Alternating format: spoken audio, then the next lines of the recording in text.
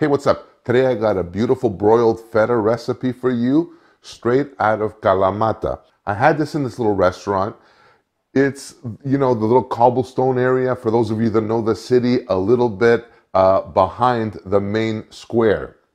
So, to get us going, first things first, I'm going to preheat my oven. Not really preheat it, but get the broil going to high.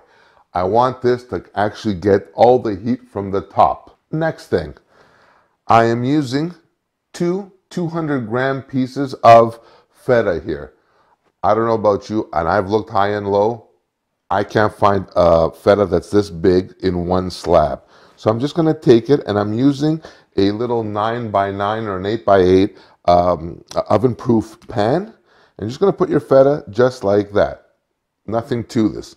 Lay it down there. Now, here's the thing.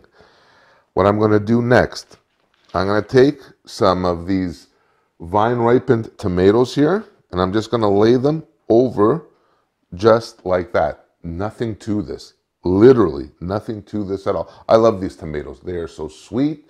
You can find them just about anywhere. And once they start charring up, they are going to be so delicious. I'm going to take a little bit of my pepper and just pepper this up just a little bit, just like that.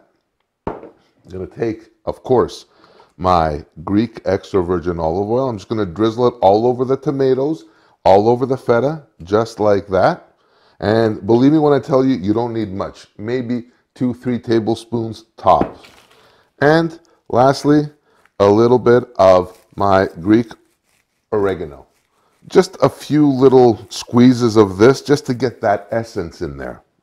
All right, so now it's time for this to go into the oven. I'm going to place this under the broiler for just enough time until everything becomes charred and golden and bubbly.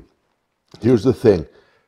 On an average, stove, it may take, 4, 5, 6 minutes. If you've got one of those Buck Rogers like Acme 3000 incinerator ovens or broilers, it'll take maybe a minute, minute and a half. Just keep an eye on it.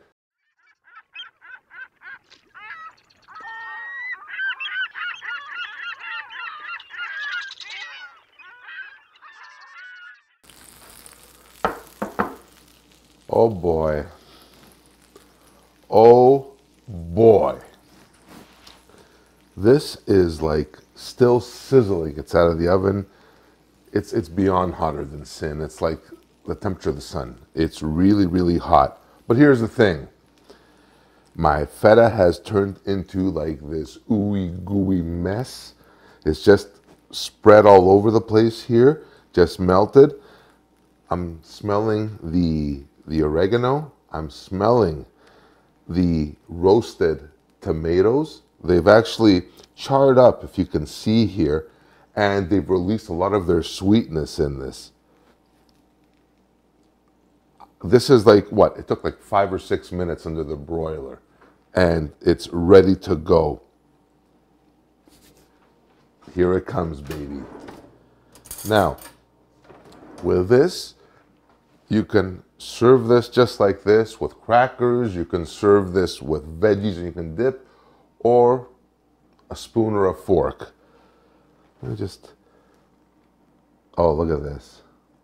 Look how this just, the feta has almost become like this gelatinous.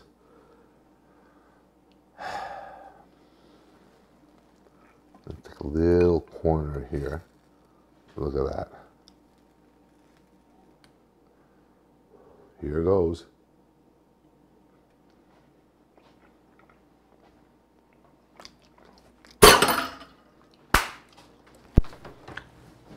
Oh.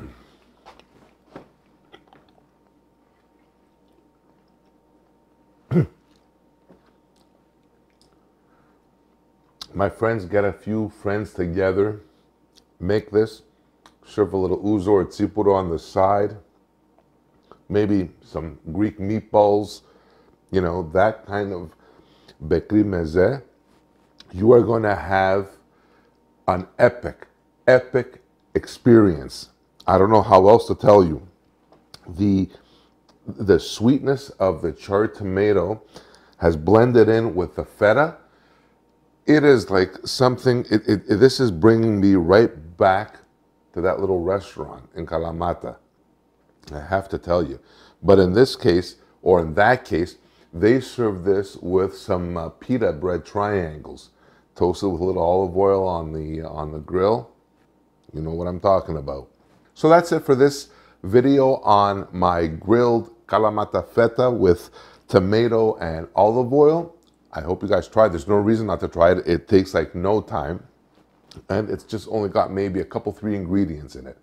Feta, oregano, olive oil, and the tomatoes. That's it. And you will have an epic experience.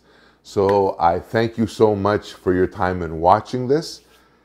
If you like this video, please smash that like button, subscribe, and please look after each other, take care of each other.